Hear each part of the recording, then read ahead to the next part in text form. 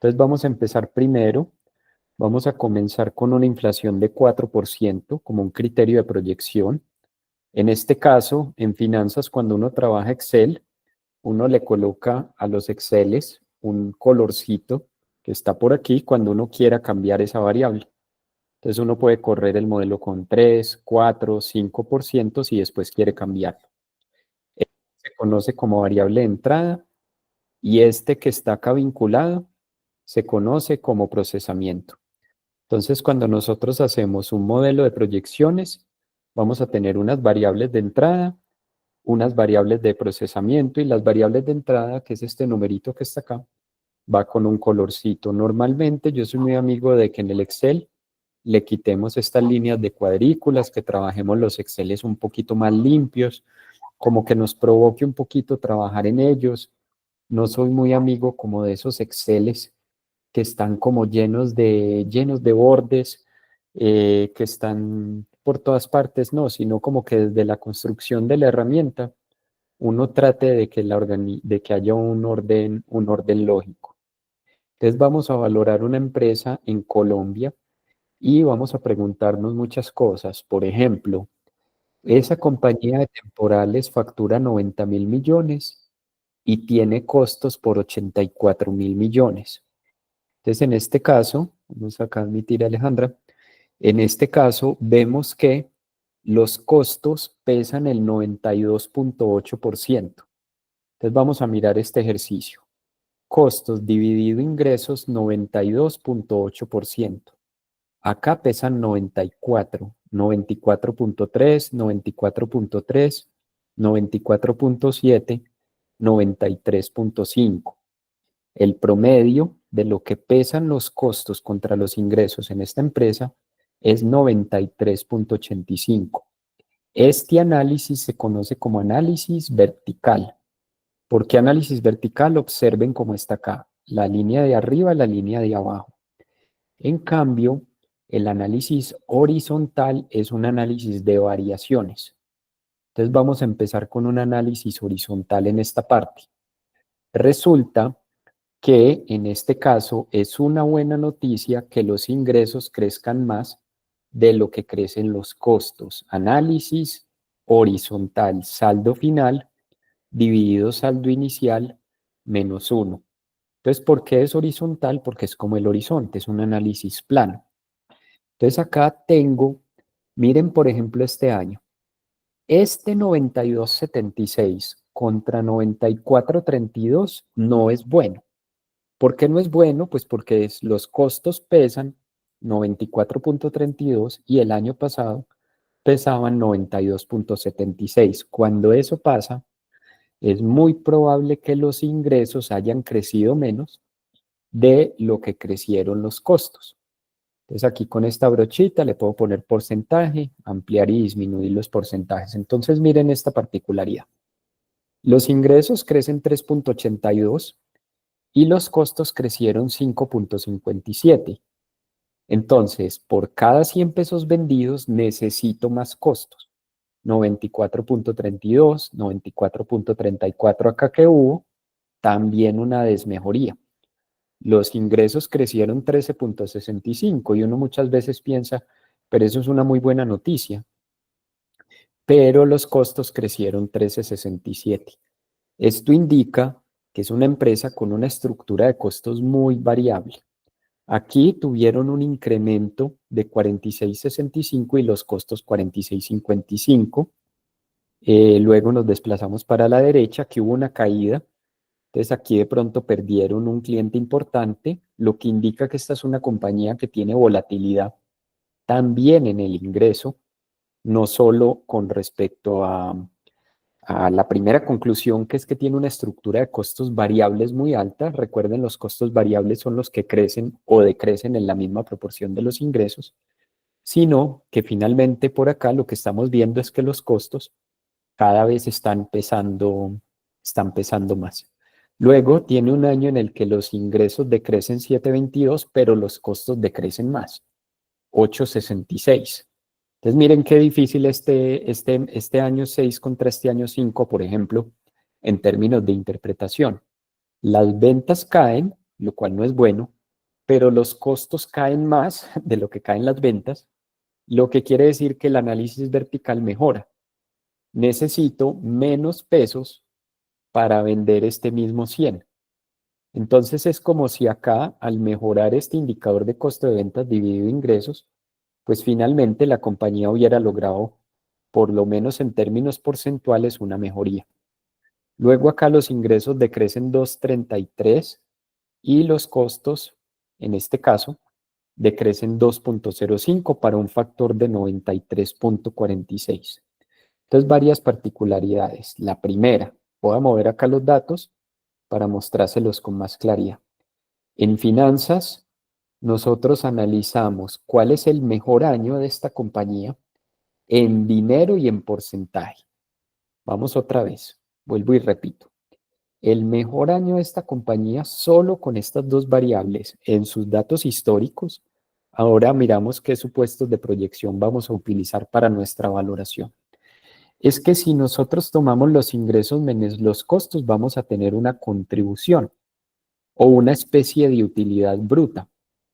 Entonces, si yo tomo esta utilidad bruta, que es los ingresos menos los costos, aquí está la facturación y aquí están los costos del personal de temporales, pues el mejor año que yo tengo por acá es el año 4.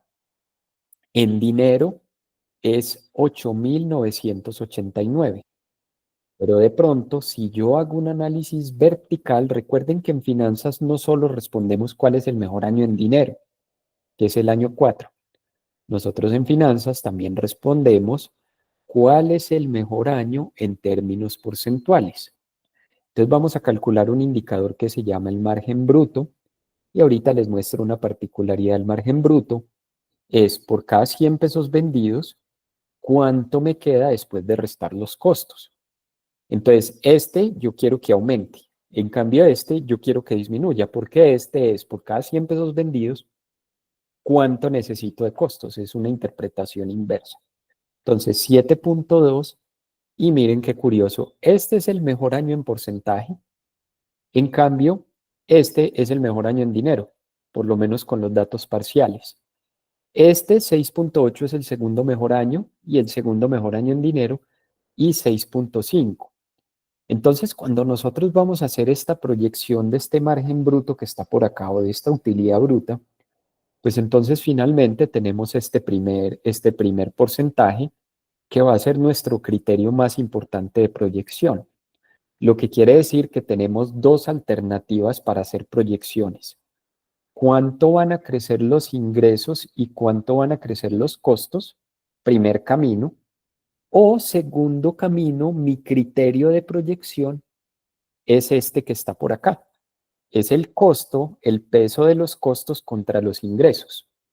Lo que pasa es que independiente de cuál camino tomemos, implícitamente, si siempre mantenemos este dato constante, lo que estamos diciendo en nuestra proyección es que los ingresos futuros van a crecer más de lo que crecen los costos.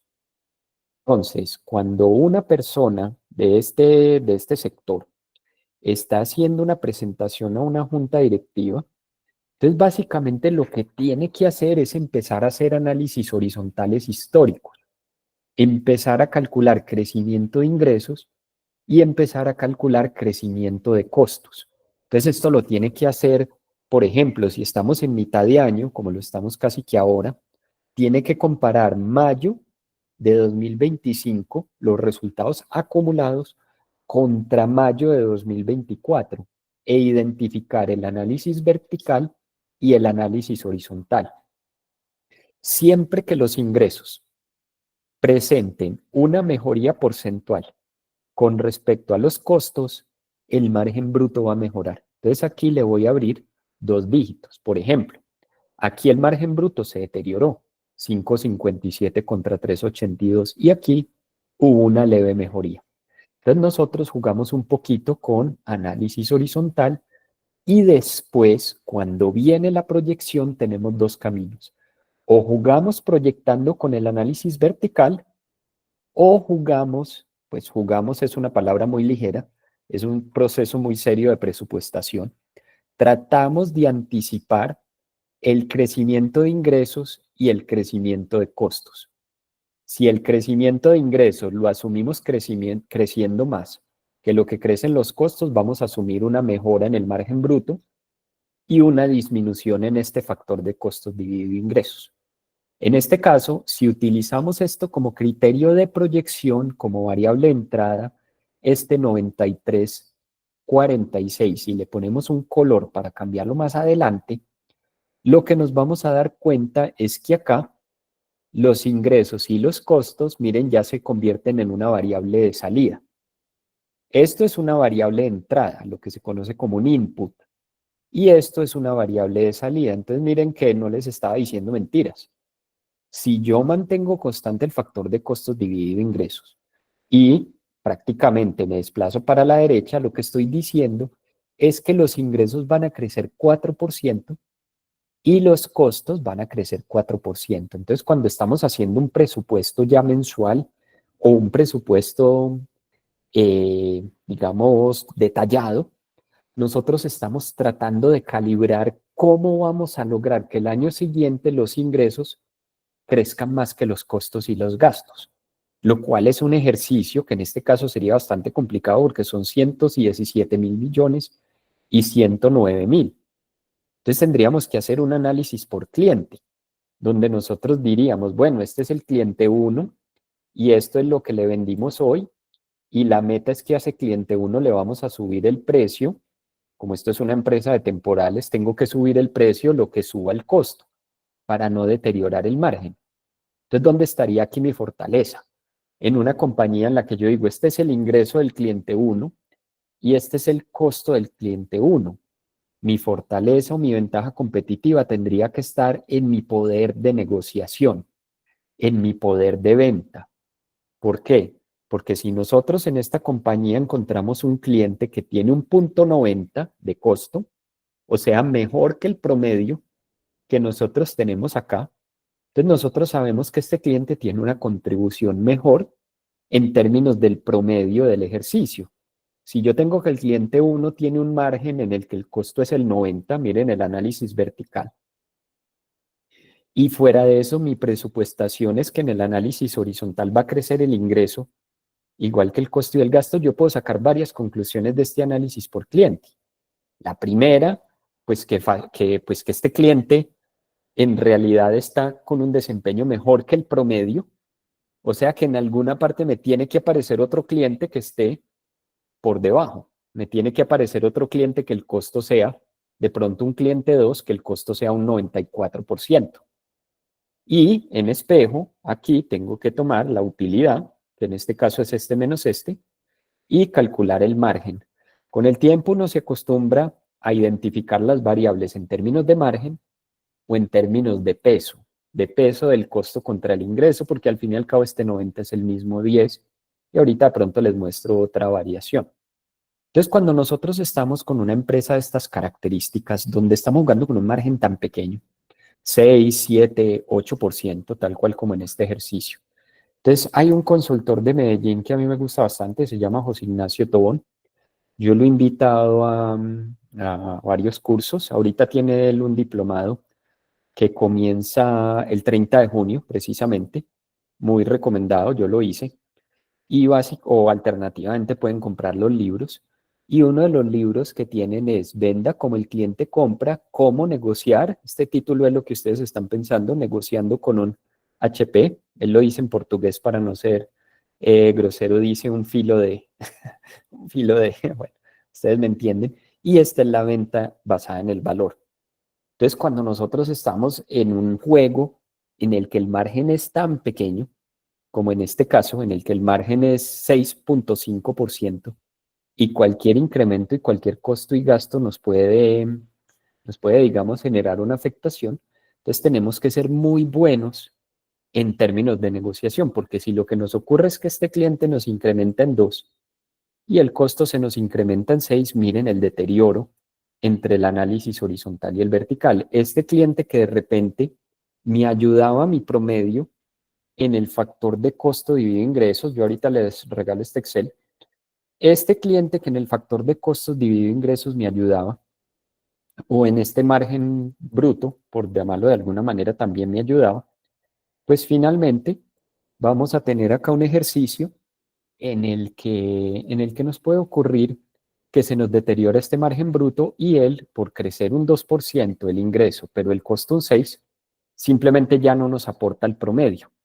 Entonces nosotros tenemos que jugar muy bien con la correlación que existe entre el análisis horizontal y el análisis vertical. Lo vimos en la clase 1. Siempre que los ingresos crezcan más que lo que crecen los costos, mírenlo acá con una combinación 7-6, hay una mejora en el margen bruto o en espejo en el costo. Particularmente, acá en este taller que está por aquí, un taller que he hecho, trabajado más o menos desde hace 8 o 9 años en la universidad, hay un factor también que se llama, vamos a subir este por acá como nuestros criterios de proyección para que el modelo nos vaya quedando bien bonito. Ingresos, hay un factor que se llama AIU porcentual. Entonces el AIU porcentual es una vertiente, una variación del análisis vertical que ya les voy a explicar. Administración, imprevistos y utilidad, lo que quiere decir, este ingreso que está acá, esta que llamamos utilidad bruta, es en realidad un dinero que me queda para administración, gastos de administración, para imprevistos y para mi utilidad. Entonces, a pesar de que acá vemos una compañía que factura 112.000 millones, pues esto también pasa en las comercializadoras. En realidad estamos jugando es con una facturación, en este caso de 7.365 millones. Entonces, el AIU es algo extraño, es 1 menos este dividido este. Como una especie como de margen bruto, pero expresado, no, acá es que me falla la memoria, pero tengo entendido que es una ecuación en la que muchas veces lo que podemos hacer es, momento, es este dividido este. Me han mostrado en muchos casos este AIU, que es una variación porcentual del análisis vertical en la que yo tomo la utilidad, pero dividido el costo. Y se llama administración, imprevistos y utilidad. Es una variación del análisis vertical exclusiva de esta compañía, donde uno mira es cuál es la utilidad dividido el costo. Se las coloco por acá, en esta parte superior. Administración, imprevistos y utilidad, como AIU, también es una variación del margen bruto. Este serían nuestros supuestos de proyección. Y por aquí tendría el crecimiento de ingresos y el crecimiento de costos. Este simplemente crecimiento de ingresos lo puse 2 veces para mostrarles el vínculo que existe entre el análisis vertical y el análisis horizontal, pero ese ya digamos que queda en el modelo duplicado. Entonces voy a hacer mi proyección de este factor de costos dividido ingresos, 93.46. El promedio de datos es 93.85, estoy tomando 93.46. Estoy colocando que los ingresos van a crecer en este momento con la inflación, pero lo puedo modificar. Puedo tomar lo que se llama un spread de crecimiento y puedo decir, mire, los ingresos van a crecer, la inflación más, por ejemplo, 2%. Entonces me desplazo para la derecha y tengo la inflación más 2%. Entonces acá voy a asumir que los ingresos crecen un 6% y este ya no pasa a ser una variable de entrada. Cuando ya un ejercicio no pasa a ser una variable de entrada, sino que finalmente es un cálculo, observen que esto es un cálculo de Excel, pues yo ya no le coloco ese color. Entonces, desde la construcción de un modelo financiero, de lo que es la construcción de una herramienta juiciosa de este tipo de análisis, nosotros no solo estamos trabajando la forma para que nos quede estético, sino que estamos decidiendo cuáles son las variables que más adelante yo puedo modificar y el Excel automáticamente me modifica y me funciona para un tema de planeación financiera que se llama modelación de escenarios. Les explico. Estamos trabajando este ejercicio y nos dicen, ¿qué pasa si el costo pasa a ser el 95%? ¿Qué pasa si solo crecemos al 4%? ¿Qué pasa si crecemos al 3%? Entonces, desde el principio uno se prepara para tener unas sensibilizaciones y las variables más importantes, por ejemplo, 93, 46, lo que son estas variables a mano, pues finalmente entonces le colocamos un color para saber que se pueden modificar. Otra particularidad muy importante de los modelos financieros, una muy buena práctica, es que en esta primera línea solo manejemos unidades de tiempo. No siempre va a ser fácil que la primera línea de un Excel sean unidades de tiempo. Algunas veces necesitamos tablas, necesitamos anexos, pero idealmente un modelo de Excel utiliza en esta primera línea unidades de tiempo, unidades para uno ubicarse. Bueno, este dato es de mayo, este dato es de abril, de junio, que uno no se pierda. Y todos los modelos también es una muy buena práctica que tengan una columna de unidades. Y esa columna de unidades acá, por ejemplo, le podemos decir COP miles, donde lo que estaríamos diciendo es 112.000 millones de pesos. Entonces el modelo desde el inicio lo vamos a trabajar para que tenga unidades, para que tenga un formato estético, que sea un modelo agradable de interpretar, que sea un modelo que si por ejemplo acá le ponemos 75 de tamaño y le colocamos este acordeón podamos mirar la estructura de proyección y al final del día trabajar Exceles estéticos, Exceles que sean agradables a la vista, ordenados, habla bien de la persona que lo está trabajando. Entonces, si les soy honesto, nosotros le dedicamos mucho tiempo a la forma, mucho tiempo a la forma. Tiempo que dediquemos a que un Excel quede estético, no lo consideramos tiempo perdido, lo consideramos una ganancia. Este no es una variable de entrada, es una variable de salida. Me desplazo acá para la derecha, me desplazo acá para la derecha con esta crucecita negra. Esto finalmente nos permite ser mucho más ágiles en el Excel. Y lo que estamos haciendo acá es un modelo en el que los ingresos crecen un 6%, los costos crecen un 6%, el factor permanece constante, no vamos a proyectar el crecimiento de ingresos en una proporción superior y les termino de redondear la idea. En la vida práctica, cuando se está haciendo el presupuesto, pues acá se coloca cliente uno y aquí se coloca cliente nuevo uno y cliente nuevo uno. Entonces, de forma que nosotros tratamos de anticipar o tratamos de lograr cumplir con el análisis horizontal y el análisis vertical desde esta lógica. ¿En qué sentido? En el sentido en que nosotros cuando hagamos un presupuesto, por ejemplo, en este caso podemos decir, tenemos una meta comercial y esto aplica para el equipo comercial de la compañía, porque uno le dice, mire, usted me tiene que conseguir, me tiene, no mentira, ojalá consiga, ahí sí ya depende del tono de cada cual, un cliente con un factor de 0.9. Entonces vamos a mirar este ejercicio, cómo se hace un presupuesto. Tenemos el cliente 1 con un análisis vertical favorable, los ingresos crecen 7 y los costos 6. Tenemos un margen bruto de 10 a 10.8, un costo de 90 contra 89.2. Y aquí, miren que el Excel no es capaz de dividir por cero. Saldo final dividido saldo inicial menos 1, pues el Excel no divide por cero. Entonces nos toca forzarle un 100% a mano, porque si no, pues el Excel no va a ser capaz de dividir por cero. Sin embargo, miren la potencia del análisis vertical. El análisis vertical sí me va a funcionar en este ejercicio. Costo dividido ingreso, tal cual como lo parametricé, es 90%.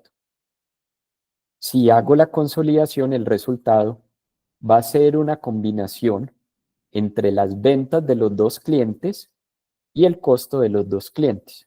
Y tal cual como les digo, en el Excel, cuando usted ya está tranquilo con la modelación, usted simplemente se desplaza hacia abajo, con un doble clic en el mouse vuelve a revisarlo. Yo siempre en Excel trabajo con un mouse, no, pues es lo primero que compro. Y aquí saldo final dividido saldo inicial menos 1, pues tendríamos un caso, de pronto acá me exageré bastante, tal vez debí haber cogido fue un cliente de 100, y miren lo que ocurre. Tendríamos un crecimiento de, y aquí ya se me fue para el otro lado, 10.000, ya. Tendríamos un crecimiento de 7.9. Vamos por partes. El cliente actual representa 7%. y el cliente nuevo representa el punto 9 de crecimiento. Sin embargo, acá el efecto promedio ponderado de ambos es que los costos van a crecer 6.9, que se explican por este crecimiento y por este. Si cuando se le da visto bueno a este presupuesto y arranca el año, pues no se consigue este cliente que se esperaba, y tengan en cuenta que esto se hace en modelos no anuales, sino mensuales, pero acá pues no lo voy a hacer mensual porque se nos iría mucho tiempo de la sesión de hoy. Entonces, finalmente, lo que hacemos es esperamos que vaya transcurriendo el año y vamos calibrando el presupuesto. Vamos diciendo como, bueno, teníamos una expectativa de conseguir a este cliente y o no lo hemos conseguido o lo conseguimos, pero la realidad fue mejor de lo que esperábamos o fue peor de lo que esperábamos, ¿cierto? Entonces hacemos análisis horizontal, análisis vertical y empezamos a tomar decisiones siempre a la luz de estas dos herramientas de las finanzas. El análisis horizontal y el análisis vertical son simples, son fáciles de utilizar, están abiertos a las personas independiente de su profesión, porque se asume que esta matemática es fácil, en términos relativos calcular una variación, cualquier profesional debe estar en capacidad de hacerlo, y acá finalmente ya lo que tenemos que hacer es darle visto bueno al juego en la vida real. En este caso acá tenemos un crecimiento de 7.9, un costo de 6.9, una utilidad esperada de 16 y acá tendríamos un margen de 10.8. Si el año cuando se termina comparamos y no se logró este objetivo sin un deterioro, pues por lo menos vamos a saber qué fue lo que ocurrió. Vamos a saber cliente por cliente qué cliente no tuvo el desempeño que esperábamos o comercialmente qué nuevos negocios no lograron lo que nosotros estábamos esperando. De nuevo, la ecuación más poderosa, análisis horizontal, análisis vertical, ejercicio de presupuestación y trazabilidad. Con eso uno se puede defender muy bien en la vida real.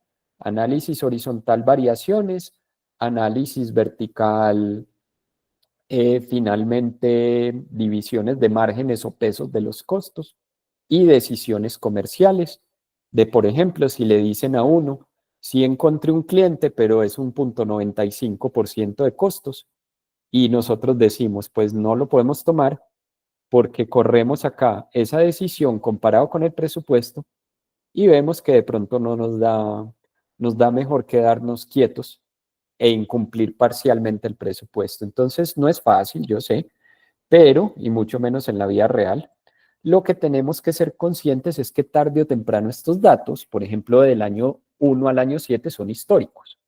Entonces, nosotros debemos tener el diagnóstico de qué ocurrió acá. Por ejemplo, qué ocurrió en el año 4, que pasamos a una mejor utilidad en dinero, pero la utilidad porcentual era mejor en el año 1. Entonces, hubo algún contrato con una mejor rentabilidad que otro. Este cliente en el fondo, pues debía quedarse o irse. Y como esto tarde o temprano supera nuestra capacidad intelectual de interpretar tanta información, lo que hacemos es presupuestos. Lo que hacemos es presupuestos. En la vida real tenemos muchos clientes, tenemos muchas clases, en mi caso particular. Entonces, finalmente lo que se hace es en noviembre un presupuesto, y mes tras mes se va comparando y se va comparando y se va comparando, porque si yo a ustedes les oculto esto que está acá y les digo, en este ejemplo tan sencillo, con solo 2 casos, y les digo cuál va a ser el margen bruto de este ejercicio. Si yo a ustedes sin una calculadora y sin un Excel les pregunto, calcula el margen bruto de este ejercicio, teóricamente uno no es capaz de en la cabeza, a menos que ustedes sean unos genios matemáticos y no me lo hayan dicho, de obtener este valor de 10.8%. Sería bastante complicado. Entonces, simplemente nosotros tarde o temprano le cedemos el control a la presupuestación. Hacemos unos presupuestos en Excel, el Excel nos da el resultado, le damos play al año, o sea, arranca el año y empezamos a comparar uno con otro y vamos actualizando el presupuesto según la realidad y según los datos históricos. Entonces, eso invita a que personas que no saben de finanzas, mientras sepan análisis horizontal y vertical, pueden trabajar perfectamente en interpretación o presentación de resultados, que es lo que le ocurre a las personas a medida que van avanzando en su carrera profesional. No es coincidencia que la primera clase fue dedicada exclusivamente y totalmente al análisis horizontal y al análisis vertical. En este caso voy a hacer una propuesta de corrida, una primera propuesta sensibilizable con un margen bruto de 6.4, una administración imprevistos y utilidades 7%, un costo de ventas de 93.46 y un crecimiento de 6 con un crecimiento de costos de 6.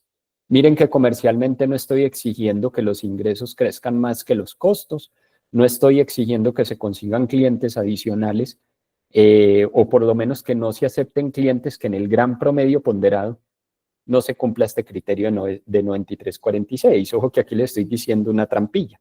Uno puede conseguir clientes de 95 de costo, 95 dividido ingreso, puede conseguir otro cliente de 90% dividido ingreso y el promedio, supongamos que los dos pesan lo mismo, es 92.5. Entonces cumplo presupuesto de una manera muy extraña, mejoro el presupuesto incluso, porque yo consigo un cliente de 95, otro del 90, y cuando meto todo en una gran bolsa, al final el que calcule esto resulta que le termina dando la construcción presupuestal. Es un ejercicio de filigrana, es un ejercicio de abrir los clientes, es un ejercicio de inventarse cosas que van a pasar, tal cual como está haciendo acá, y la palabra inventar suena muy extraño, pero es lo que hacemos.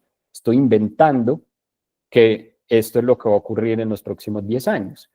Entonces ustedes dicen, pero si no va a ocurrir, si usted sabe que no va a ocurrir con plena certeza esto, si es un futuro incierto, si usted sabe que las ventas en el año proyectado 17 no van a ser 201.000 con 549 con 797,12, ¿para qué se hace esto?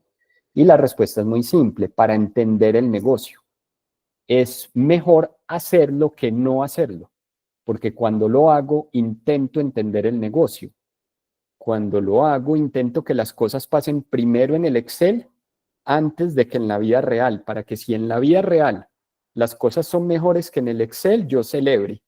Y si en la vida real, por contrario, las cosas son peores que en el Excel, yo intente tomar los mecanismos correctivos necesarios para llegar a lo que está en el Excel.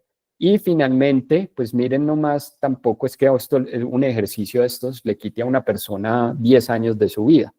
Literal, hoy en 4 horas de sesión vamos a hacer todo el modelo financiero de análisis histórico y de proyecciones de flujo de caja. Entonces estamos hablando de ejercicios que realmente en su concepción, a menos que decidamos entrar a este detalle, no es que consuman demasiado tiempo en escala relativa. Entonces aquí nos quedó nuestra proyección de ingresos, costos.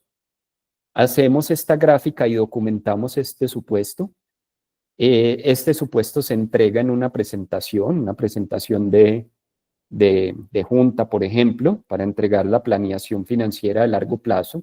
Si fuera el presupuesto del otro año, pues esto no sería años, sino que sería meses, pero sería la misma estructura gráfica, donde nosotros simplemente acá colocaríamos el nombre de la variable y documentaríamos en el PowerPoint lo que es finalmente el margen bruto bajo este escenario, totalmente sensibilizable, absurdamente sensibilizable en este ejercicio, tanto el crecimiento como el margen bruto. Con un esquema gráfico también podemos ver si el supuesto es muy optimista, con un esquema gráfico podemos ver si el supuesto es muy pesimista, y finalmente eso sería la construcción, o en este caso, como lo tenemos por acá. Cuéntenme qué opinan, qué duda tienen, qué me escriben por acá, qué me dice Luis. Eso sería en Project Finance, sí. Ese sería en evaluación financiera de proyectos. Luis sigue en el curso que empieza el 2 de julio y literal la primera semana es un proyecto. Entonces ahí te voy a mostrar, ¿me recuerdas ese día? Lo que es Project Finance, que ya estamos organizando los inscritos de ese curso, que hasta el momento contamos con 40.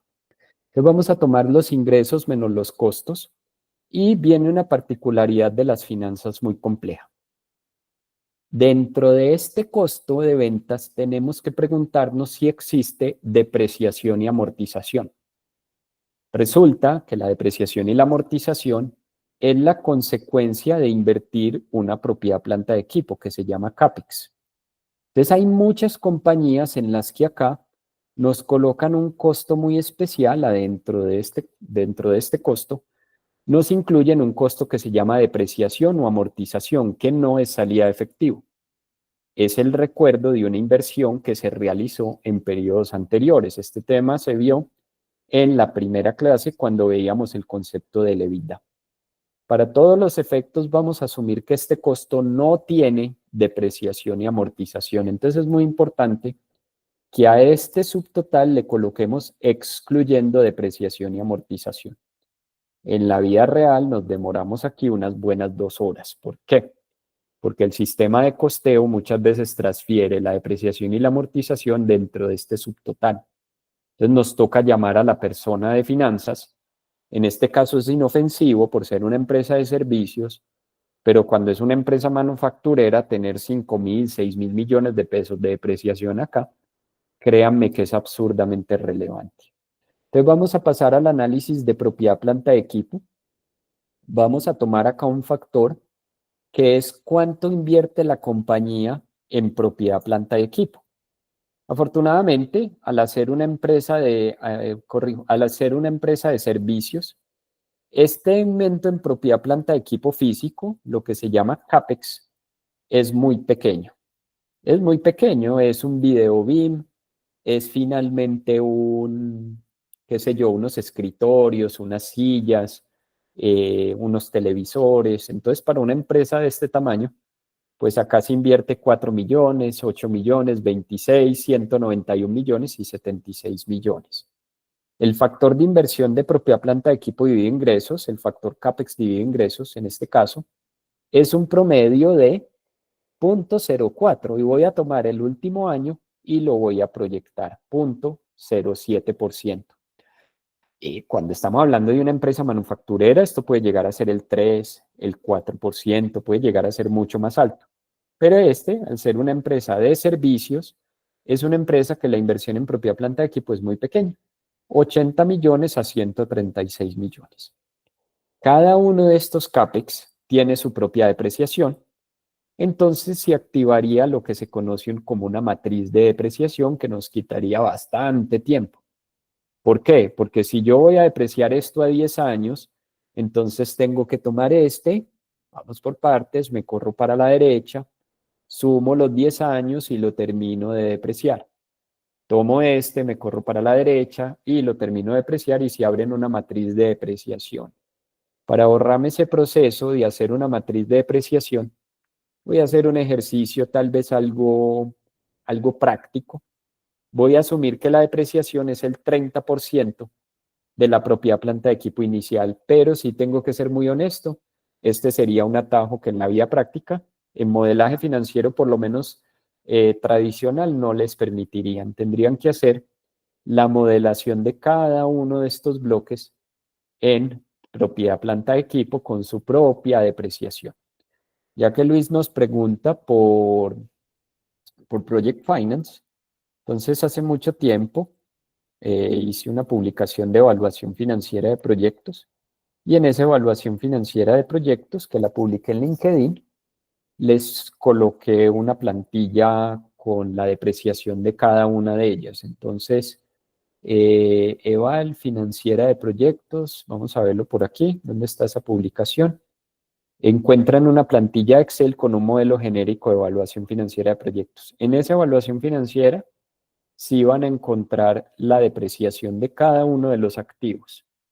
En alguna ocasión me invitaron en una empresa en la que yo trabajaba a ser parte del equipo de planeación financiera y el trabajo que me asignaron fue precisamente hacer este módulo de evaluación financiera. Entonces acá observen cómo cada uno de ellos tiene su propia propiedad, planta y equipo. Acá si uno lo desactiva, esto aquí debería abrir. Si uno lo desactiva, finalmente él va a mostrar este. Espérenme un segundo, yo dejo de compartir, lo descargo y acá, descargar. taller 3 modelaje financiero y les muestro en menos de un segundo el paso que me estoy ahorrando acá. O sea, tengo que ser muy honesto, aquí me estoy ahorrando un paso de modelaje bastante extenso, sobre todo porque no va a ser la variable más relevante, pero sí me estoy ahorrando esta modelación que está acá. O sea, cada una de estas inversiones tiene su propia depreciación en el tiempo y miren la matriz que habría que construir para hacer esta proyección. Entonces, en este caso, para que nos rinda un poco más, les voy a poner acá esta publicación de muestra. No tienen que crear usuario de Dropbox, simplemente la tienen que descargar.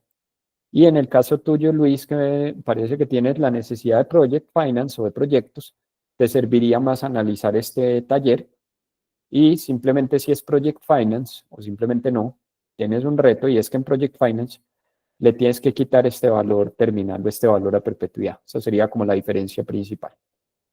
O luego lo vemos en el otro, en el curso que sigue. Por ahora voy a cerrar este y volvamos a nuestro ejercicio de valoración. Entonces estoy invirtiendo acá. En este caso estamos invirtiendo en propiedad planta de equipo un 0.7% de las ventas, muy poco. Este CAPEX que está acá, este aumento en propiedad planta de equipo no es un costo, no es un gasto, perdón, el gasto es gasto de depreciación. Este va en el estado de resultados y este va en el flujo efectivo. La inversión en propiedad planta de equipo es una variable visible en el flujo efectivo. La depreciación en el estado de resultados. Entonces acá de una vez hice dos jugadas en una. Luego vamos a otro que se llama intangibles, porque el CAPEX puede tocarse, tangible, o puede ser un aumento de un intangible, por ejemplo, un software, un seguro, podemos utilizar, digamos, un registro de marca, un estudio preoperativo de un proyecto, o sea, el CAPEX no siempre es que se pueda tocar físicamente. Entonces, miren acá este ejercicio, vamos a tomar aumento de intangibles, vamos a tomar este criterio de proyección y vamos a colocarle acá un cálculo de cuánto es el aumento de intangibles dividido los ingresos. En este proyecto es particularmente alto. ¿Por qué? Porque miren que tenemos 557 millones, 1.5% de las ventas, pero tengan en cuenta que cuando las ventas son un número tan grande, tener un 0.5% puede ser relevante. Y este, que también se llama CAPEX dividido ingresos, si quieren le ponemos el apellido, CAPEX tangible y CAPEX intangible. En este caso tenemos que decidir si lo continuamos proyectando. No es tan normal que una empresa en este aumento de intangibles que va en el flujo efectivo tenga un monto tan elevado. Entonces aquí, cuando nosotros empezamos a analizar las inversiones o el CAPEX de una compañía, nosotros de todas formas vamos refinando el ojo para encontrar aumentos de activos que son salida de efectivo, pero que no lo registran como costos. Aumento de diferidos, aumento de intangibles. Tenemos que preguntar en este ejercicio por qué han invertido este 2.756 millones. Porque aquí tenemos que tomar una decisión de proyección. O le quitamos esto durante los próximos años y utilizamos este criterio de proyección, el 0.5% de las ventas, como un aumento de intangibles que va en el flujo efectivo, ojo, o lo dejamos en cero. Entonces, en este caso, supongamos que vamos a hacer la valoración, pues si dejamos esto de esta manera y resulta que esto no era recurrente, vamos a afectar al vendedor. Y viceversa, si lo dejamos en cero, el comprador, cuando sea el propietario de esta compañía, supongamos que la compra, resulta que dice en el modelo por qué no están estos 557 millones de aumento de intangibles, porque todos los años esta compañía compra un seguro y lo coloca en el flujo de efectivo. Entonces yo sé, esta parte es una maraña contable. Si acá en el grupo hay contadores, me están entendiendo perfecto. La cuenta 17 y la 16 se llama este análisis, pero sí tenemos que tener esa consideración. La amortización, en términos prácticos, la voy a colocar a crecer con la inflación. Debería mejorar este análisis de propiedad planta de equipo. de CAPEX y de intangibles, pero digamos que prefiero destinar nuestro tiempo a otros estudios más relevantes, por ejemplo, el estudio del EBITDA. Por ahora tenemos una inversión de 0.5 y una inversión de 0.8. En este caso, en el flujo efectivo se nos van a ir 672 millones y tenemos una contribución de 7.802. El modelo parece que por ahora nuestro presupuesto está funcionando. Ustedes van a empezar a observar particularidades en las que uno, por ejemplo, tiene incluso hasta el cuidado de colocarle 2 decimales a todas las líneas. Uno incluso trata de que si los datos están centrados para la derecha, todos los datos estén centrados y estén totalmente alineados. Son pequeñas particularidades de forma que nos van preparando porque tarde o temprano tenemos que llevar esto a un PowerPoint. Trabajar el Excel de manera estética nos va a ayudar a que construyamos el PowerPoint de una manera más rápida o que la persona que reciba este modelo sienta que hay un orden y una estructura. Vamos a continuar con el ejercicio y vamos a llegar a los gastos de administración y ventas.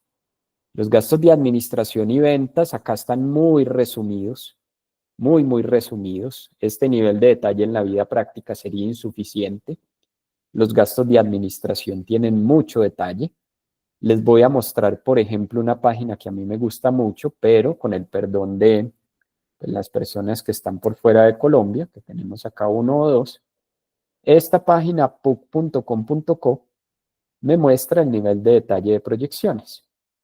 Entonces, aquí estamos proyectando esto que es gastos operacionales de administración, pero los gastos de administración se componen de gastos de personal, de honorarios, de impuestos, de arrendamientos, y cada una de estas variables le tenemos que hacer un análisis horizontal histórico y un análisis horizontal proyectado. O sea, tenemos que asumir cuánto van a crecer y cómo van a crecer. Para este momento yo quiero que ustedes piensen que lo difícil de la presupuestación o de la planeación financiera no es el análisis horizontal o el análisis vertical histórico y proyectado. Esa parte matemáticamente es fácil. Lo difícil es cuando tenemos que proyectar todas estas cuentas y entender qué pasó y qué hay detrás de cada uno de los criterios de proyección. Porque a medida que vamos escalando en este nivel de profundidad del Plan Único de Cuentas PUC, que es como se registra, por ejemplo, acá contablemente en Colombia estas cuentas, pues empezamos a encontrar una cantidad de subcuentas que tenemos que procesar. Y tenemos que mirar por qué procesamiento electrónico de datos era 100 millones y ahora son 140 millones. ¿Quién nos facturó 40 millones de pesos más? ¿Cuál fue el incremento? ¿Cuál fue la explicación por la que esta cuenta aumentó un 24% cuando los ingresos solo crecieron un 7%? Y la variable escasa en esto no es el conocimiento. La variable escasa en esto es el tiempo. El tiempo de ir a indagar qué pasó con todos y cada uno de estas facturas que nos entraron y por qué algunas crecieron más que lo que crecieron los ingresos. ¿Qué es intencional y qué es accidental? Esa es la verdadera discusión. En este caso, tengo que utilizar un supuesto de crecimiento de los gastos de administración. Entonces, lo que voy a hacer en este ejercicio, por ahora, es que voy a tomar que los gastos de administración, vamos a asumir que crecen, podemos colocar acá un crecimiento de 6%, que es que crecen en la misma proporción de los ingresos. Y este es mi escenario básico, entendiendo de nuevo que en la vida práctica podemos encontrar algo un poco más complejo que este ejercicio. Entonces voy a colocar acá 6% y este es el análisis vertical, horizontal proyectado. Este que acabo de hacer es el horizontal proyectado. No lleva color, podría hacerlo con color, pero entonces tengo que cambiarlo a un número a mano, 6%, me alimento del anterior y me voy por acá. Entonces, en este ejercicio yo estoy prometiendo que los ingresos de administración no van a crecer en una proporción superior a lo que van a crecer las ventas. También vamos a analizar cómo se comportaron en la historia. También vamos a mirar si crecieron más o menos que los costos y, similar al ejercicio anterior, necesito definir que estos gastos de administración excluyan la depreciación y la amortización. ¿Por qué somos tan insistentes con que los gastos y los costos excluyan la depreciación y la amortización? Por uno de los conceptos más famosos de las finanzas, que se conoce como el EBITDA, que es la utilidad operativa excluyendo la depreciación y la amortización. Entonces, para ese análisis necesito este ejercicio. En este caso, los gastos de administración, observen que acá crecieron 0,1%. Entonces, voy a ocultar acá unas cuantas celdas para volver a revisar el vínculo que existe entre el crecimiento de los ingresos y el crecimiento de los gastos de administración. Tal vez oculté una celdita de más porque necesito los ingresos en dinero para hacer el análisis vertical y el análisis horizontal. Entonces aguántenme un segundo y vamos a hacer acá este ejercicio. Vamos por partes. Acá, en esta línea, tengo el análisis horizontal. Y acá tengo el análisis vertical. Por cada 100 pesos vendidos, ¿cuánto necesito de gastos de administración? Entonces, aquí va a haber una mejora.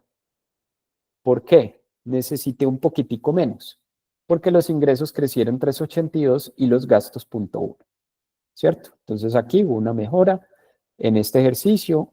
Como es una empresa que factura un número tan grande y los costos y los gastos son tan pequeños, tengo que trabajarla a nivel de 2 decimales, lo cual no es lo más común, pero es un caso particular. Entonces, acá lo que nos está diciendo es que la meta de este proyecto es que los gastos de administración no superen el 3,03%. Es como una especie de variable de presupuestación.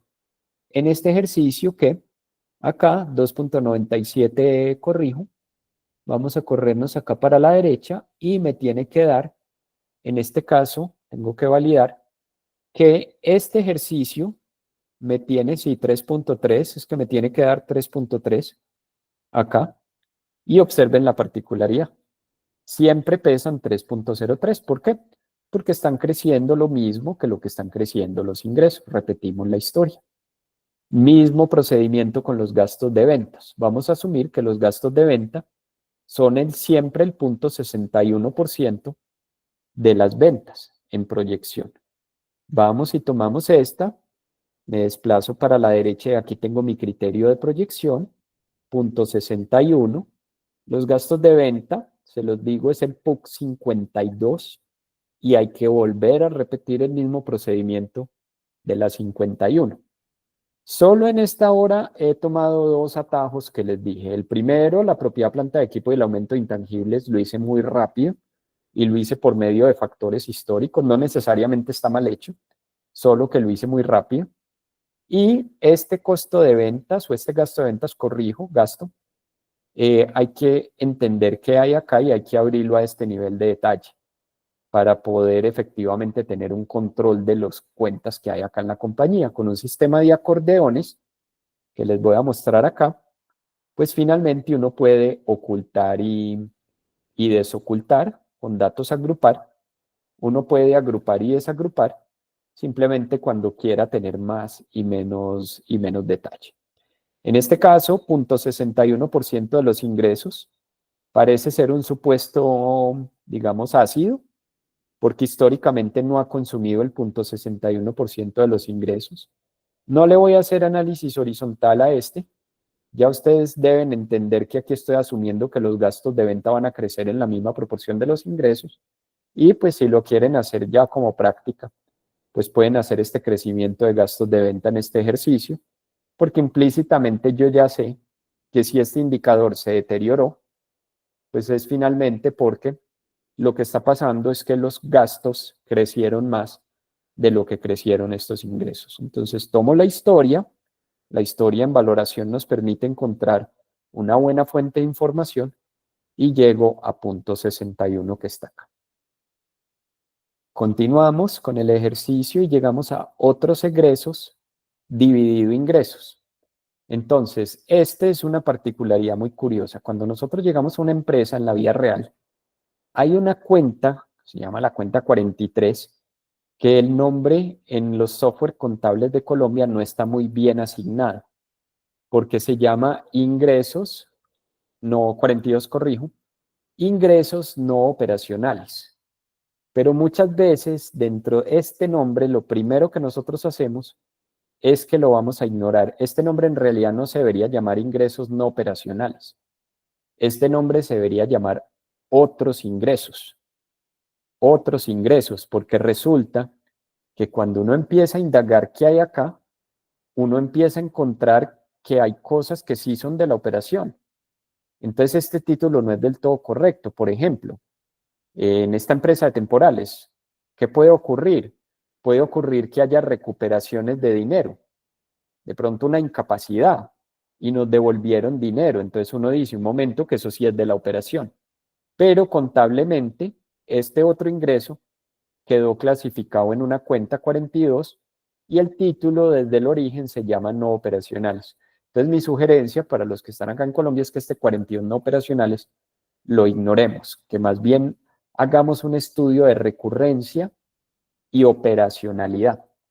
Para todos los efectos en este taller vamos a asumir que estos otros ingresos recurrentes finalmente es eso, son recuperaciones, indemnizaciones y dinero que nuestro análisis nos dice que hace parte de la operación.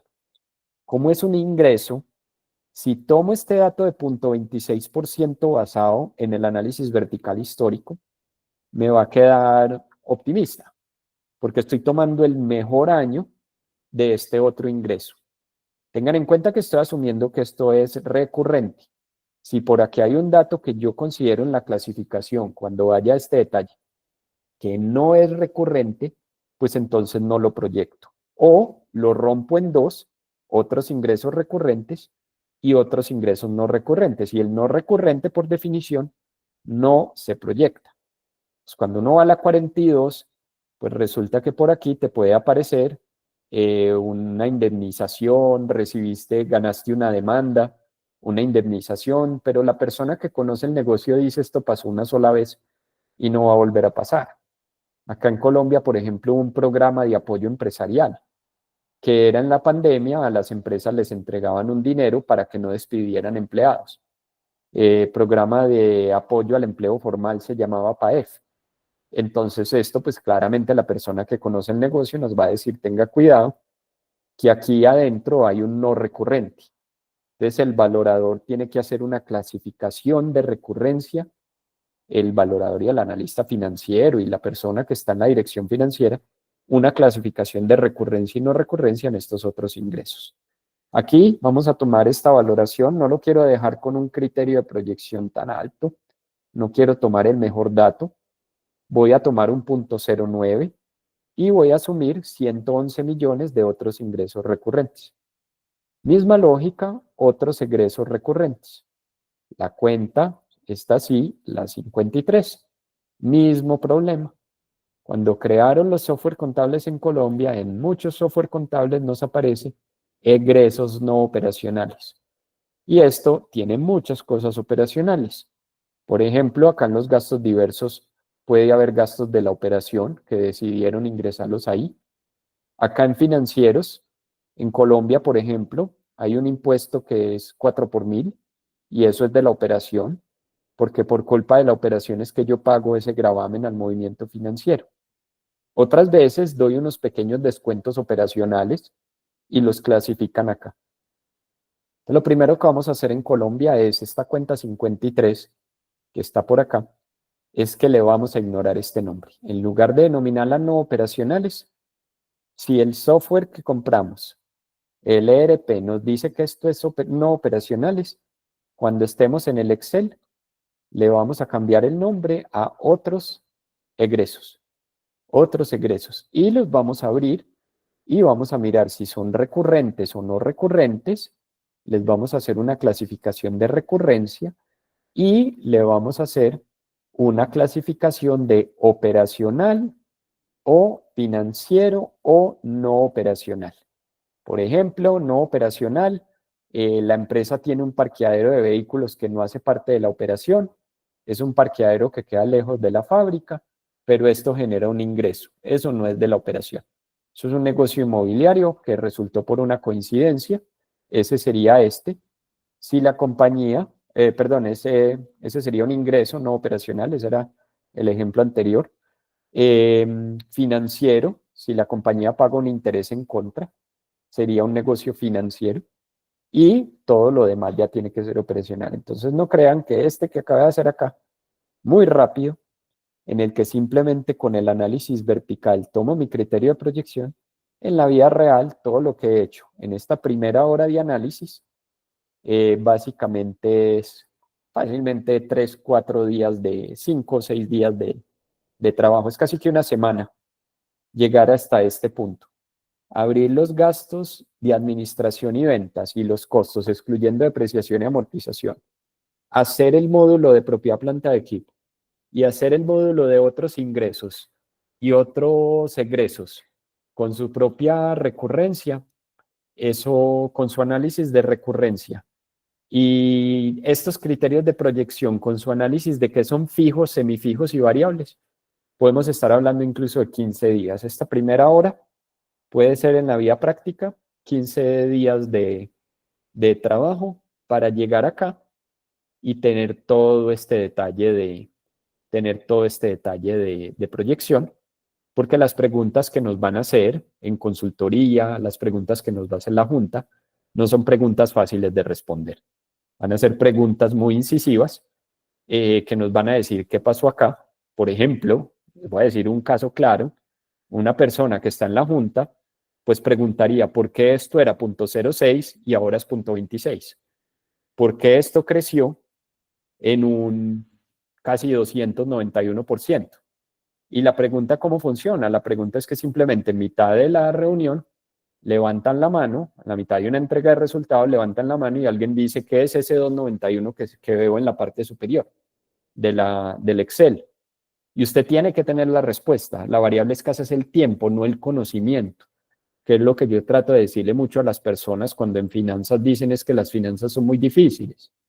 Yo le digo, un momento, si hay una cosa, si hay unos temas difíciles en las finanzas, yo admito temas de matemáticas financieras, valoración de derivados y otro tipo de áreas, pero el análisis financiero con análisis horizontal, análisis vertical, presupuesto y gestión de la compañía en la operación normal, eso no es difícil. Entonces, continuemos. No sé si los estoy motivando o desmotivando. Ahí sí no sé. Vamos a calcular el módulo de deuda. Entonces, el módulo de deuda, esta es una compañía que tiene 6.000 millones, 3.560 millones de deuda. Y los intereses, vamos a calcular acá el interés en regla de 3, siempre corresponde a un 9%. Entonces, este sí va a ser como más fácil de proyectar. Ojo con este truco de modelador que a mí me gusta mucho hacer. A mí me gusta mucho asumir que la deuda va a permanecer constante. Los clientes me lo objetan todo el tiempo, pero es un truco de valorador de empresas que a mí me gusta mucho. Tomo el último dato de deuda, lo proyecto para la derecha y tomo un interés porcentual, puede ser 9%, porque aquí la historia indica que este es un 9, y con esto proyecto el interés constante. Entonces ustedes se preguntan, ¿y por qué ese truco de valorador? Porque es que es muy fácil para mí proyectar que los bancos se quedan totalmente quietos porque asumo que siempre que ellos reciban este interés van a estar contentos. Entonces es mucho más fácil para mí identificar cuánto dinero le queda al accionista si simplemente le resto este interés. Entonces yo tengo que encontrar cuál es el dividendo para valorar una empresa del accionista. Si yo asumo que le resto este gasto financiero constante en el tiempo, que la deuda no se mueve, lo que yo estoy diciendo es el dividendo que queda en excedente del modelo es lo que traigo a valor presente para valorar la compañía. Entonces, ese es un truco de valorador. La deuda constante, el interés constante y el dividendo que sobre se trae a valor presente. Y el banco, técnicamente, si todo está bien en esta compañía, no debería tener problema en que no le reversen el capital, porque sí le estoy pagando este interés. ¿Por qué dicen ustedes los clientes objetan este truco? Si tiene todo el sentido del mundo, porque muchos clientes quieren que uno modele los vencimientos de deuda tal cual como ellos los tienen pactados. O sea, no asumen que hay un rollover de deuda, una especie como de retanqueo de deuda, sino que te piden modelar los vencimientos. Hay casos muy ingratos en los que uno modela los vencimientos y después de que terminó de modelar cada crédito, con cada tasa de interés, con cada vencimiento, cuando estás presentando el modelo resumido, te dicen que vuelvas a solicitar la deuda. Entonces termina uno llegando a esta misma corrida, pero demorándose una cantidad de tiempo porque uno terminó modelando acá estos vencimientos, disminuyendo esta deuda gradualmente, y después cuando terminó, le dicen a uno que tiene que volver a modelar esta solicitud de deuda, o peor, el modelo te dice que el mismo modelo te dice que acá tenés que solicitar el mismo monto que estás pagando, y resulta que termina uno con un ejercicio en el que era más fácil desde el principio haber mantenido el endeudamiento constante. De nuevo, como yo en estas clases tomo muchos atajos, porque la vida real es en donde encontramos las trampas de tiempo, aquí cómprenme este atajo. Una deuda de 3.560 constante con un interés del 9%. Si quiero, puedo modelar un 1% más de intereses como para tener un margen de maniobra, pero aquí sí el interés parece muy estabilizado. Entonces vamos a ponerle el 9, pero podemos hacer una corrida posterior. Cuando llego a los impuestos también, aquí tengo un problema de modelación, porque en Colombia la tasa de impuestos es de 35%, y en este caso tengo una tasa de impuestos en regla de 3, impuestos dividido utilidad antes de impuestos. Observen acá el estado de pérdidas y ganancias, el estado de resultados, y me da 37.3%. 44, 37, 36, 44. Entonces es curioso en este ejercicio, porque lo que nos está apareciendo acá es finalmente una tasa efectiva de impuestos más alta que la del país. Lo que quiere decir que puede haber aquí egresos que tributariamente no son descontables. Ahí otros 4 o 5 días, mentiras, otros 2, 3 días o por lo menos una reunión para entender con la persona de impuestos de esta compañía qué es lo que está pasando acá, que la tasa de impuestos es 39.1% de promedio, lo que quiere decir que tengo que entender qué no es deducible en esta tasa de impuestos. Vamos a ponerle un 39 y después nos devolvemos. Y ya tenemos la construcción de nuestro estado de resultados, con todas las variables: ingresos, costos en la parte superior, depreciación y amortización.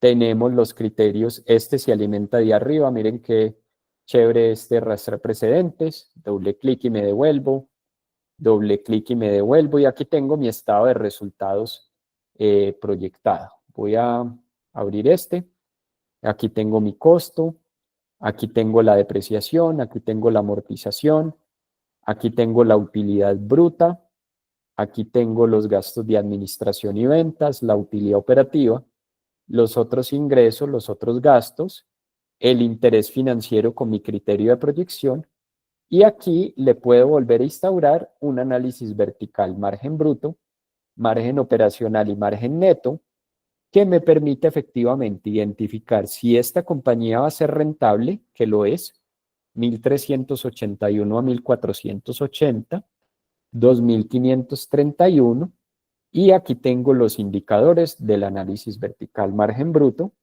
margen operacional y margen neto. Ustedes se preguntan cómo hace uno, en este caso que tengo tantos años de este ejercicio, cómo hace uno para llevarse esto para una presentación de PowerPoint para la junta directiva, por ejemplo. Entonces, un truco que les voy a mostrar es: selecciono el área de trabajo que me quiero llevar desde acá. No necesito las unidades porque en el PowerPoint se colocan arriba, se colocan cifras en miles de pesos.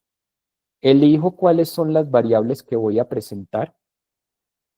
oculto lo que no necesito, selecciono la data que voy a llevarme todos estos años y le voy a dar control y la letra I de iglesia, especial, seleccionar solo celdas visibles. Le damos acá a aceptar, copiamos, en este caso él está copiando solo lo que ve, lo que me quiero llevar para mi PowerPoint. Hago una parada temporal en el Excel, lo pego acá como valores, lo pego acá como formato. Entonces, acá ya elegí qué me voy a llevar en mi hoja de informe. Sin embargo, esto no me va a caber en una sola diapositiva. Entonces, lo que voy a hacer en este ejercicio es, voy a tomar estos datos que están acá y le voy a decir formato de celdas, número personalizado. Con el punto acá tenemos una muestra. Esta muestra lo que va a hacer, por ejemplo, Felipe, si le pongo comillas Felipe, lo que va a hacer es que va a adicionar la palabra Felipe, pero no va a dañar el múltiplo, no va a dañar el número. Entonces lo que voy a hacer aquí es que voy a cambiar el formato sin cambiar el número. Entonces me vengo por acá está la muestra, y elijo cuántos miles quiero dividir. Entonces con punto, si tienen visión 2020, con puntos voy quitando miles, o puedo colocar coma y cero para colocarle un decimal. Entonces acá, por ejemplo, puedo escoger dos decimales y poner esto en miles de millones. Entonces puedo recoger la tabla para que me quepa en un PowerPoint. Puedo tomar, por ejemplo, acá 1, 2, y en este caso, desplazarme para la derecha. Cuando me desplace para la derecha, pues acá me va a quedar, finalmente, el ejercicio que me cabe en una sola diapositiva, y son 17 años de operación que me caben en una sola diapositiva. Puedo quitarle títulos que sean innecesarios, por ejemplo, costos de venta, los gastos de administración por definición son operativos. Entonces puedo hacer doble clic acá y empezar a reducir esto, para que cuando me lleve esto para el PowerPoint, me quede muchísimo más organizado. Me quede, por ejemplo, acá impuesto de renta, no necesito este otro título, que vienen desde el origen. Y acá, pues simplemente cifras en miles de millones. Entonces puedo entregar en una sola diapositiva 17 años de proyección de una manera un poco más clara para el ojo, e incluso en banca de inversión le podemos incorporar una línea gris que está por acá, es una buena práctica, una línea gris que le permite a las personas identificar o por lo menos seguir visualmente los subtotales para entregar estos resultados. De nuevo, la forma es tan o más importante que el fondo, por lo menos igual de importante que el fondo, no más o menos, pero la forma en nuestro negocio de finanzas es muy importante esta tabla, es muy importante esta gráfica, no es tiempo perdido, no es tiempo perdido dedicarle tiempo a este informe, a esta gráfica. Las juntas directivas ven con muy buenos ojos las presentaciones y los Exceles estéticos, organizados y bien creados. Y ya después, simplemente si nos hacen un cambiecito, nos toca volver a repetir este proceso de organizar este ejemplo de tabla. Otras veces terminamos acá y le volvemos a poner el formato original en los números que viene, o simplemente vinculamos esto al modelo para que nos quede siempre automáticamente ya actualizado si hacemos un cambio, y esta sería nuestra hoja informe. Entonces, todo esto es lo que hacemos las personas que trabajamos en finanzas: presupuestos, análisis horizontal, análisis vertical, presentaciones bonitas y gráficas. Y esto pues es finalmente lo que nosotros escogimos hacer. Acá nos falta un subtotal bastante importante. Nos falta un subtotal que se llama EBITDA. Entonces lo que vamos a hacer en este ejercicio es que vamos a tomar acá el estado de resultados, pero también le vamos a incorporar un análisis vertical al EBITDA, y vamos a hacerlo con un EBITDA que a mí me gusta mucho, que se llama el EBITDA descendente. El objetivo que yo les dije de que estos ingresos, costos y gastos tuviéramos claridad de que excluyen la depreciación y la amortización, es porque el EBITDA que yo sugiero construir es un EBITDA de arriba hacia abajo, es un EBITDA descendente. Entonces, maximizar el valor de una compañía pasa por dos vertientes. Una, que es bastante simple en términos relativos, maximizar la utilidad neta. Y otra, maximizar el EBITDA sin incrementar el endeudamiento. Entonces les voy a explicar algo que es un tema de valoración, espero que les quede fácil de entender.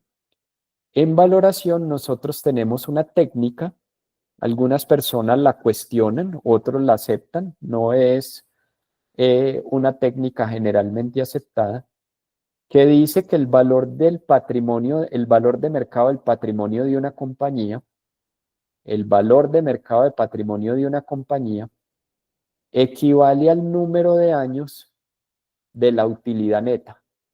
Número de años por una utilidad neta.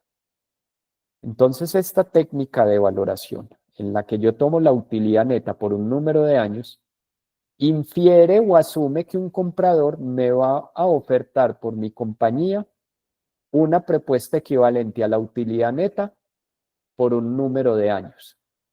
Entonces acá la pregunta que uno se hace es ¿cuántos años?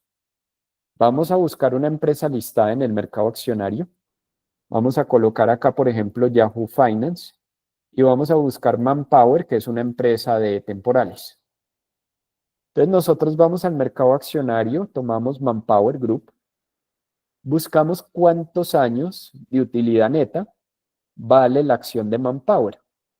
Entonces acá nos dicen que esta acción vale 17 años, que me parece bastante elevado.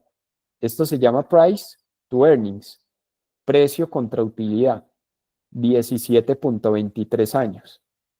Entonces uno acá, en un ejercicio, digamos, muy conceptual, uno dice que este es el múltiplo relación precio-ganancia. Manpower es una empresa muy grande, está listada en bolsa, tiene un tamaño inmenso, tiene varias líneas de negocio. Creo aquí que extrapolar este múltiplo de 17,23 años con una compañía que vale 1.84 billones de dólares sería bastante optimista.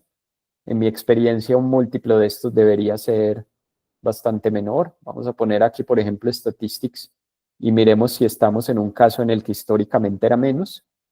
No, prácticamente 14, 10. Este 10.94 me gusta más, suena más sensato. Un múltiplo de 10.94 años. Y finalmente esto no depende de nosotros, esto depende de un potencial comprador o cuando terminemos el ejercicio de traer a valor presente los dividendos de la compañía, nos devolvemos y miramos a cuántos años equivale este resultado. Entonces lo que vamos a hacer acá es bastante simple. Tomamos la utilidad neta de la compañía a través del tiempo y vamos a decir que el valor de mercado de patrimonio equivale a 10.94 años de utilidad neta. Como les digo, esto no le gusta a todo el mundo. Hay personas que consideran que es una sobresimplificación. Hay otros que dicen, pues es que este número puede ser 10, puede ser 7, puede ser 14.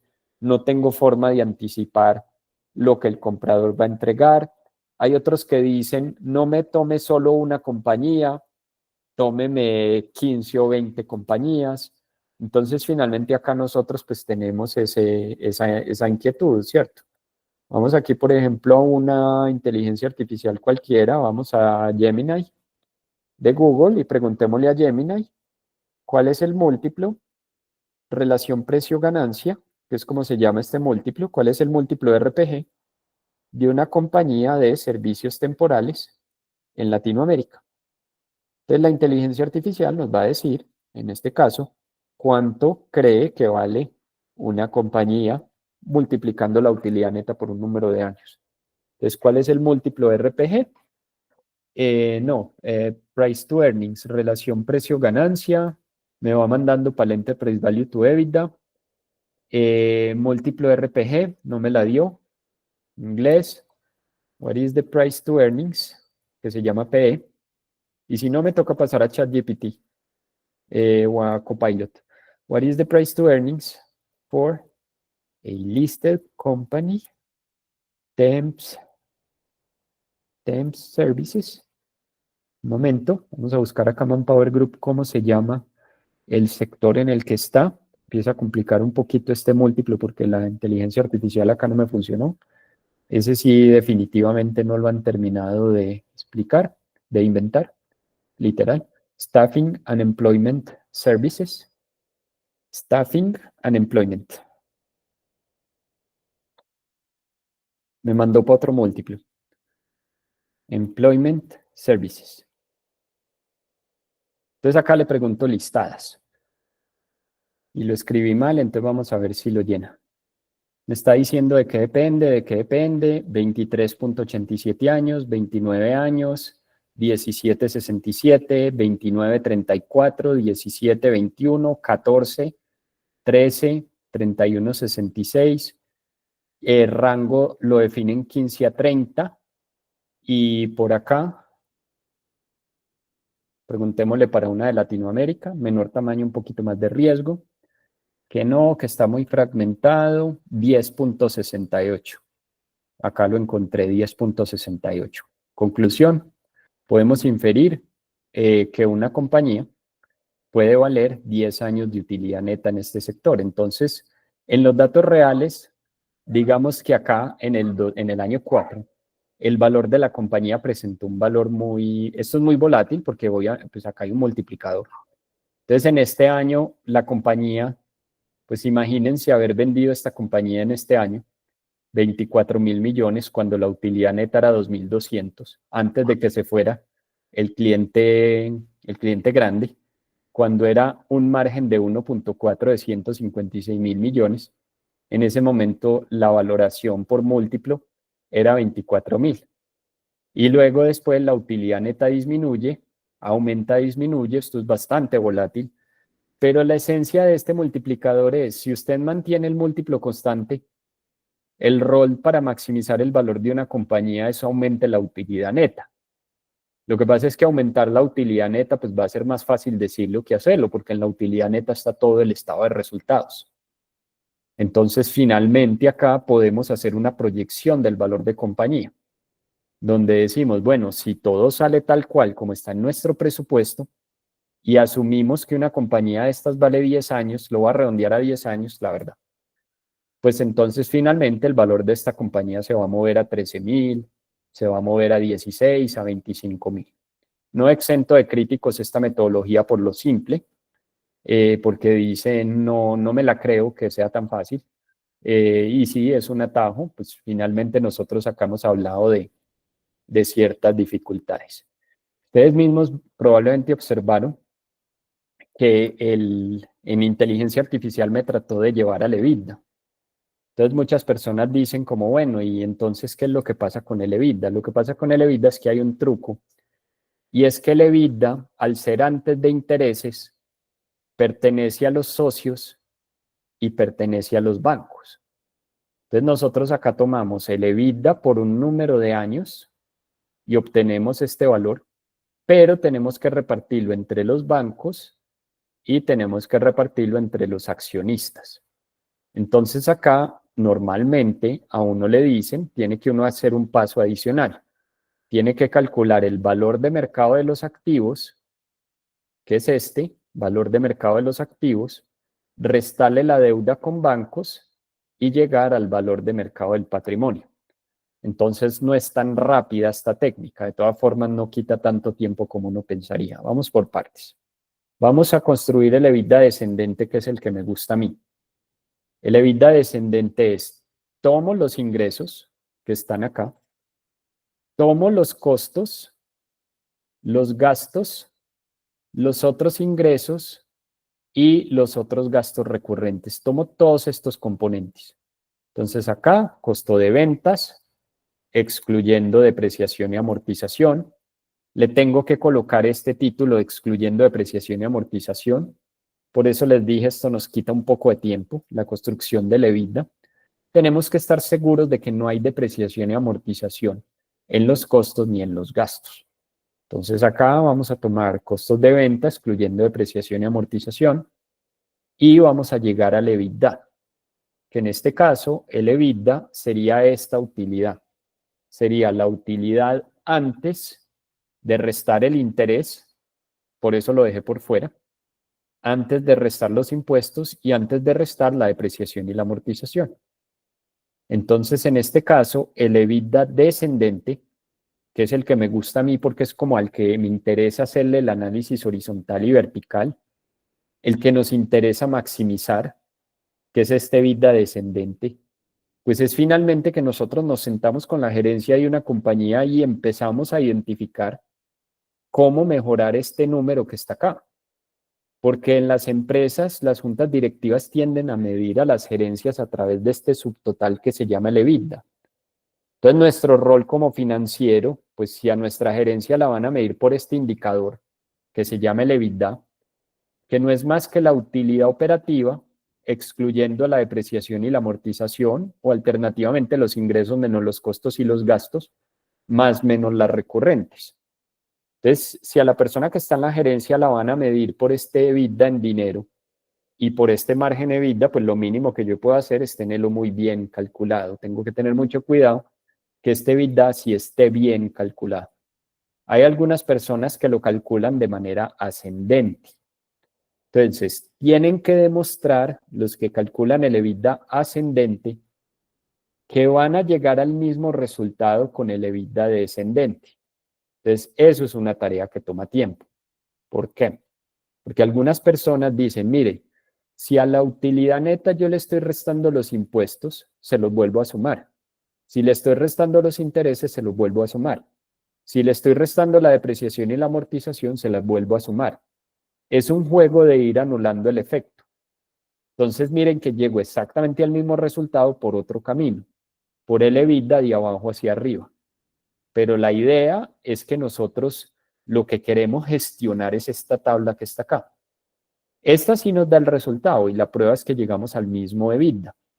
Pero cuando yo estoy haciendo gestión de rentabilidad de una compañía, nosotros tenemos que mejorar el EBITDA en dinero y el EBITDA porcentualmente. Y cuando estamos haciendo una valoración, hay una técnica de valoración que se llama múltiplo EBITDA que dice que el valor de los activos de una compañía es multiplicar ese EBITDA por unos años.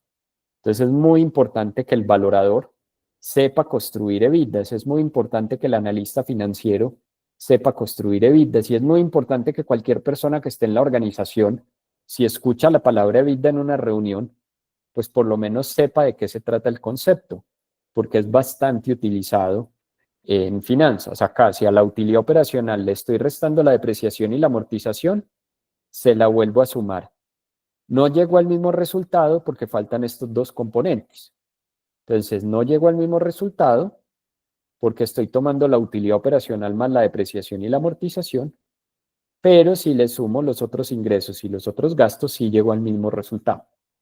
Entonces, si uno quiere estar tranquilo con un EBITDA, llegue al mismo resultado por tres caminos distintos. Un EBITDA descendente y un EBITDA ascendente. Y usted por lo menos va a quedar tranquilo de que lo que está diciendo es un poco más, pues es más cercano a la realidad de este indicador financiero que es muy popular. Y ustedes se preguntan, ¿y por qué es tan popular? Bueno, pues miren, ingresos menos costos y gastos de administración y ventas, ¿cierto? Entonces aquí tenemos el primer subtotal. Segundo, este EBITDA pertenece a los socios y a los bancos. Entonces lo que nosotros vamos a hacer, acá le podemos preguntar a ChatGPT o podemos ir a Manpower Group. Vamos acá a Statistics y buscamos cuántos años de vida vale esta compañía. Entonces nos dicen que acá vale 7,41 años, que me parece bastante lógico. Entonces yo tomo el EBITDA, tomo un multiplicador, por eso este tema también se llama múltiplos. Algunas veces se llama múltiplos de razonabilidad. Es como, mire, el comprador de esta compañía es una persona razonable, está ofertando comprar su compañía por 7,41 años de vida.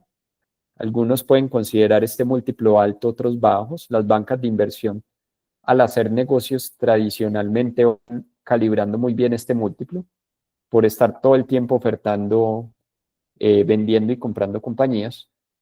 Y acá tenemos un múltiplo, que es el múltiplo más popular de las finanzas, que se llama el múltiplo de EBITDA. El único reto que tengo es que esto no me lleva al valor de mercado de los socios, este me lleva al valor de mercado del activo. Entonces el valor de mercado del activo, no el activo contable nos lo entrega la contabilidad. Esto se llama valor de mercado del activo. Nos dice que acá 21.000, 15.000, 22.000, 36.000. Si ustedes se preguntan por qué el valor de las compañías en bolsa fluctúa todo el tiempo, pues no es sino cuestión de que miren estos datos históricos. Si esto estuviera listado en el mercado accionario, pues la volatilidad sería tremenda. Aquí, si usted la compró acá, después se le cae la acción. O si usted la hubiera comprado acá y la hubiera vendido acá, si hubiera ganado una buena rentabilidad, pero es muy difícil para nosotros anticipar cuándo el EBITDA va a disminuir y cuándo la deuda va a caer, que es la esencia de la generación de valor.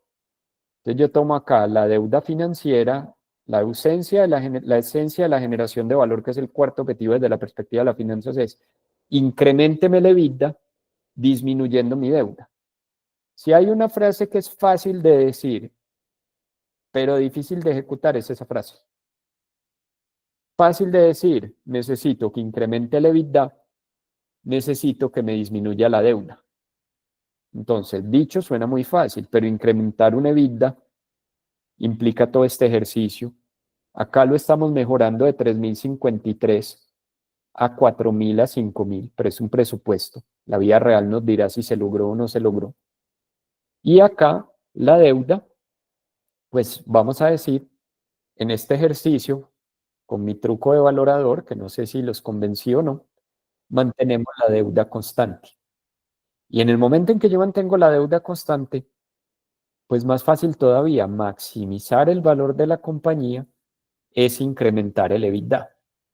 Entonces voy aquí a la deuda, momento que lo tengo oculto, tomo aquí la deuda, le traigo ese valor que proyecté constante desde el inicio del ejercicio, que estaría por acá, módulo de deuda, 3.560 millones, y este es el porcentaje de la compañía, o mejor dicho, este es el porcentaje de los activos que pertenecen a los bancos. Entonces aquí, ahorita retomamos este concepto después del descanso, concepto de capital de trabajo que en esta empresa va a ser fundamental, va a ser impresionantemente fundamental. Acá lo que voy a tomar en este ejercicio es la deuda financiera y la voy a mantener constante. Entonces vamos a buscar aquí la deuda, 6.000 millones. Algunas personas utilizan la deuda neta. Yo casi siempre utilizo solo la deuda. La deuda neta es si debo 6.000 millones, pero tengo caja por 1.600 millones y unas inversiones líquidas por 129, pues puedo calcular un efecto neto. Eso es una decisión de modelador. Puedo tomar la deuda financiera neta o puedo tomar solo la deuda. Si estoy trabajando con la gerencia para maximizar el valor de la compañía, solo tomo la deuda. Y si estoy trabajando para valorarla, pues tomo la deuda neta porque pues el accionista no va a regalar este dinero que tiene en caja. Entonces esta es la deuda financiera neta. Me desplazo para la derecha y acá me voy a correr un poquito. Lo que pasa es que en este caso voy a asumir más bien, y acá no quiero trabajar con deuda neta, porque todavía no he proyectado, sí proyecté la deuda, pero no proyecté la caja. Entonces aquí lo que voy a decir es que este es el valor de mercado del patrimonio. Valor de mercado del patrimonio. Eso sí, antes de cerrar esta transacción, hay que quitarle a esta compañía, a esta caja que está por aquí. Porque pues no voy a regalar, ¿cuánto? Ya les digo, momento. No voy a regalar en este ejercicio que está por aquí, no voy a regalar 1.000 millones de pesos. Entonces, en esta ecuación tengo el valor de mercado del activo menos la parte que pertenece a los bancos, 19.000 millones, 22.000, se desvalorizó, 17, este que aparentemente es el año estrella, 30.000, era el mejor año para vender, 15.000. Miren la volatilidad de esto. Una acción se dispara de $15 a $30 de un año para el otro. Y si este EBITDA hubiera continuado aumentando, pues buenísimo. Entonces, con esto es que nosotros medimos la generación de valor de la compañía por medio de la técnica de múltiplos. Nosotros tomamos el EBITDA, le ponemos un múltiplo. El múltiplo puede ser constante. Mientras el múltiplo sea constante, pues finalmente lo que estamos midiendo es la variación del EBITDA y estamos cuidando que la empresa no crezca la deuda. Si una compañía, el EBITDA se deteriora y la deuda aumenta, pues entonces lo que va a ocurrir es que el valor de mercado del patrimonio va a disminuir y el valor de la compañía pues no habrá aumentado en términos de valoración relativa. ¿Qué estoy diciendo acá? Acá estoy diciendo que hay unos años históricos y acá estoy diciendo que hay unos años proyectados. Entonces estoy diciendo que el valor de la compañía, si todo ocurre tal cual como está proyectado, que es el año 8, entonces finalmente a partir de este que está por aquí, pues es lo que yo creo que va a pasar, que la deuda no va a subir y tengan cuidado que la deuda no suba implica una gestión de flujo efectivo muy bien hecha y que el EBITDA aumente. Es la frase que les digo es más fácil decirla que hacerla. Para maximizar el valor de una compañía, incremente el EBITDA sin incrementar la deuda y a partir de esa frase se abre todo un universo tal cual como lo hemos visto acá, aprender a dominar el flujo efectivo, que lo vamos a hacer al regreso, y finalmente aprender a entender e interpretar qué hay detrás de este EBITDA dentro del ejercicio de maximización de valor. De ahí nuestra obsesión con esta métrica, nuestra obsesión con este EBITDA. Entonces son las 7:40. Vamos a tomar un descanso cuando vean acá que dice las 8:10, regresamos. Descanso, tiempo amplio y suficiente para que vayan a preparar su comida. También voy a parar la grabación para los que lo están viendo en diferido. Al regreso vamos a hacer la valoración por dividendos, por modelo de descuento de dividendos. Vamos a hacer el análisis de cambio en capital de trabajo, que no, pues tengo unos días proyectados, pero todavía no hemos trabajado sobre ese supuesto.